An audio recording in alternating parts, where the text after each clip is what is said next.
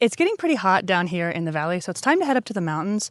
So we're gonna try and do our greatest challenge yet, which is boondocking for as many days as we possibly can in our rig that is not quite set up for it. All right, I guess that means it's time for the cat's least favorite part of the day, which is getting them in their crates in the truck, because we're gonna hitch up and get the heck out of here.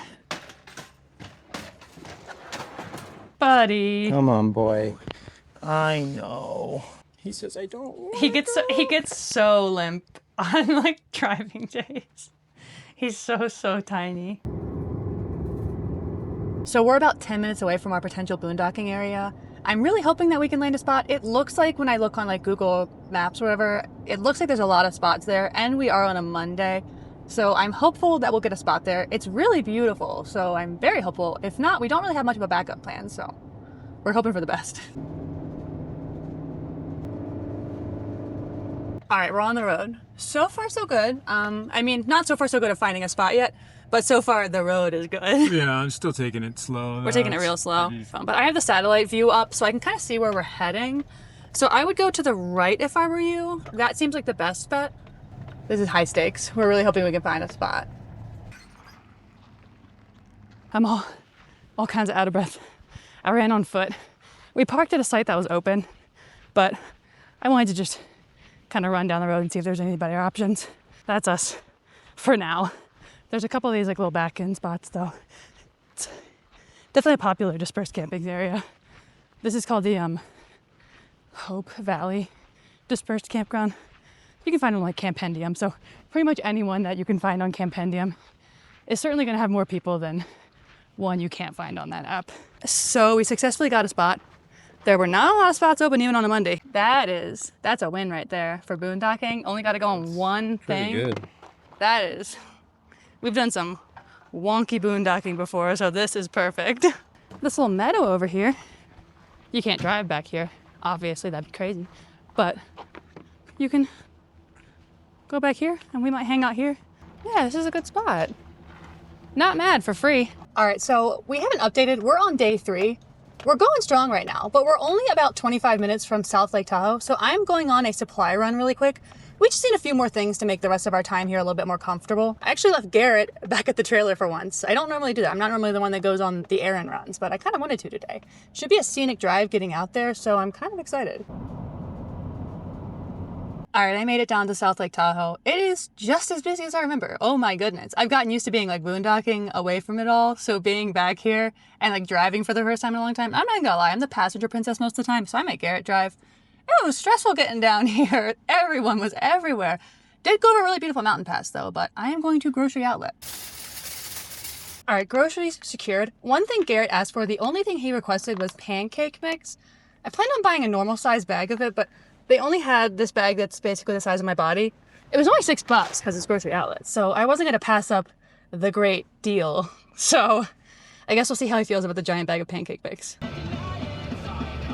All right, so I made it back to Garrett. I made him come meet me at the car because the one thing he requested was what? Pancake mix, I believe. He's been really wanting pancakes, and I'm so sorry. This is what they have. It's like... Well, now we don't need pancake mix forever. No, I think we're going to have pancake mix for the rest of our life. Jeez. But it was only $5.99. The other one was $10 for half the size bag. I'm pretty sure I was a bargain shopper. I mean, I guess that means get the big one, And just add water. Good afternoon. It's actually day 4 of boondocking. You saw I went shopping yesterday. That's pretty much all I did. So we didn't really film anything else. But today at day 4, we're still going pretty strong. So we figured we'd kind of show our little setup that we have going on right now, just so you can kind of see what we do that's mildly unconventional. All right, so these are our power banks from like our car camping, tent camping days. We pretty much use these to power up just about everything that we need in the RV. Obviously, they don't run the RV themselves, but like we charge our laptops on these, charge our phones, we literally like plug in our Starlink. Pretty much anything we need that uses electric like that, we use these for. We also have this solar panel that we use to charge these power banks up. We pretty much just rotate them throughout the day to keep them all basically at 100% throughout the day. We do that to avoid using our generators. So we have 2 of them. This is our inline generator. This is a Cummins Onan as the 2500. This one is extremely loud, And it runs everything, pretty much runs the AC, everything like that. It runs on propane. But we kind of hate it because it's loud. Yeah, we love it, but hate it. We use this when it gets desperate because we just hate the sound. The cats don't like the sound. We don't like the sound. It's just not the best to use. So what we do instead is we use this Honda generator. This thing can run pretty much everything except the AC. It's not powerful enough, but this thing is quiet. So when our RV's plugged into this and it's out here, like, we don't hear it. So this is definitely the one that we use most of the time. And I would say, yes, we have the generators, but we use them super, super infrequently compared to those power banks. So I guess like the power banks are what makes our setup a little bit more unconventional because we tend to not use those generators very often unless we absolutely have to. Just because the power banks are like, we can charge for free. We don't have to use gas or propane. They don't make any sound whatsoever. So. Yeah, and we do that because we're running just one singular 12-volt battery that has solar that does charge that battery, but that 12-volt system only runs like our lights, and then our fridge runs on propane, so that 12-volt system will run the propane fridge. Yeah. And then our furnace when it's winter, but other than that, it's very limited in what it can do, so. And we kind of don't need a lot when we're kind of boondocking. We can work from our laptops and they can charge with the power bank. So we don't need like a ton of electricity unless it's super hot, and that's when we opt for like the generators. So another thing that we were super lucky that came with the RV is two 30-pound propane tanks. We barely go through these. Like once we fill these up, these will last us a long time, even in winter. So we were like super lucky. So the propane runs our generator and our fridge. So we could easily go a week with... And our hot water heater. And our hot water heater, yeah. But we could easily go a week with these propane tanks. So as far as water usage, we have a 44-gallon freshwater tank and then like a 40-gallon gray tank and a 40-gallon black tank. That does not get you very far. So I do all the dishes. Garrett doesn't like how I do them. Yeah, because I wouldn't eat off the dishes. But you do. We have paper plates and that kind of stuff. We tend to cook things that don't require us to use like one pot meals or whatever we can just throw in the oven if it's not too hot, or sandwiches, just whatever we don't have to use a lot of dishes. And we don't shower every single day. That's the part that's kind of the hardest. Today is a shower day though, so you're getting to see us when we're all gross, but we will be clean tonight, so we're kind of excited about that. Yeah, it's like an every other day kind of every other day thing. or every 2 days, you know? Yeah. And we take really sad short showers when we do shower, but you know. We just get the vitals clean. Yeah, we get the essentials clean, ew. But like, honestly, it's the price you pay to be in these free spots and stuff, so we're willing to be a little dirty and gross. There is a alpine lake on the road behind us. It's like a 5-mile round trip hike. I think we're gonna do that tomorrow actually in the morning.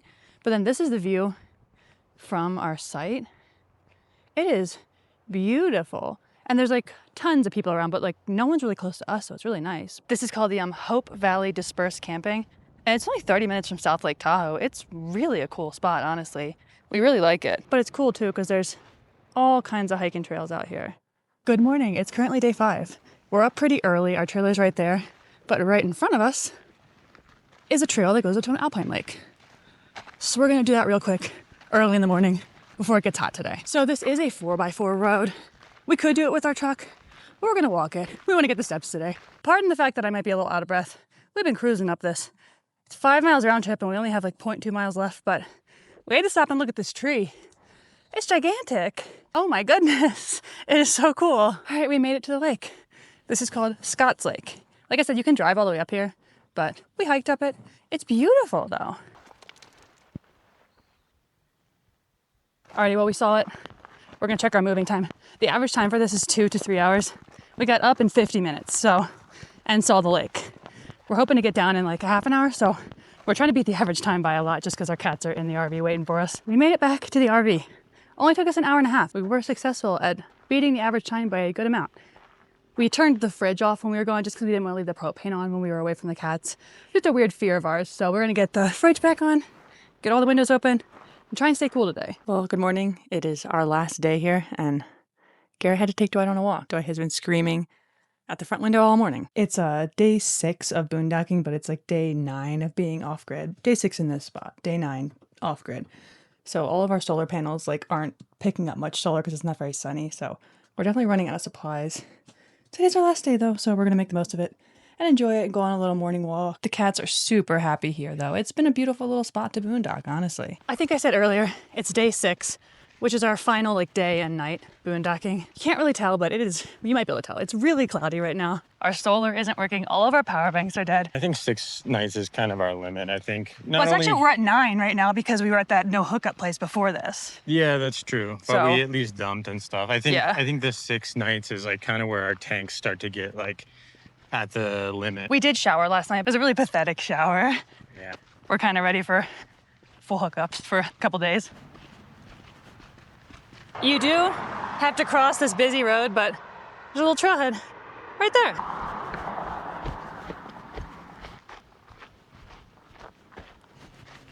So part of like our daily routine has been walking out to this like little stream at the end of this, and then we kind of walk back and forth in like the dispersed camping road area.